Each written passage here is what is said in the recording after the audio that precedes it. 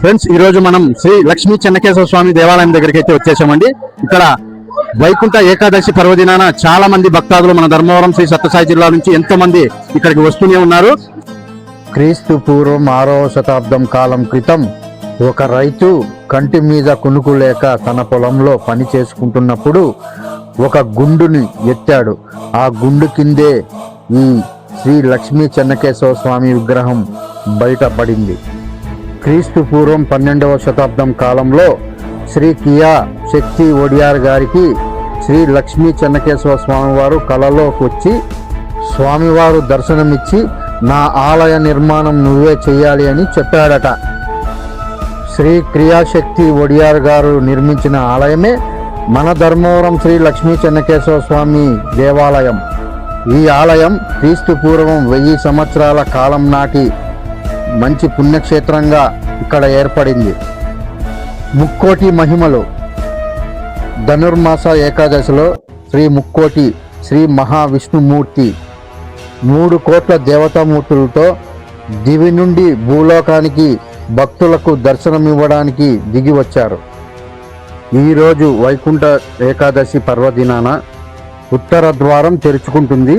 వైకుంఠ ద్వారం ప్రేరణలా మారుతుంది.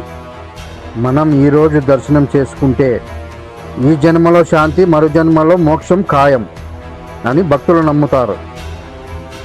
మరి మీలో ఎంతమంది ఈ శ్రీ లక్ష్మీ చెన్నకేశవ స్వామి దర్శించుకున్నారు, ఆయన కృపా కటాక్షాలు పొందారో కామెంట్ రూపంలో తెలియజేయండి. శ్రీ లక్ష్మీ చెన్నకేశవ స్వామి పాదాల గోవింద గోవింద. ఓం నమో నారాయణాయ. ఓం శ్రీ లక్ష్మీ చెన్నకేశవాయ నమః. ఓం నమో నారాయణాయ నమః.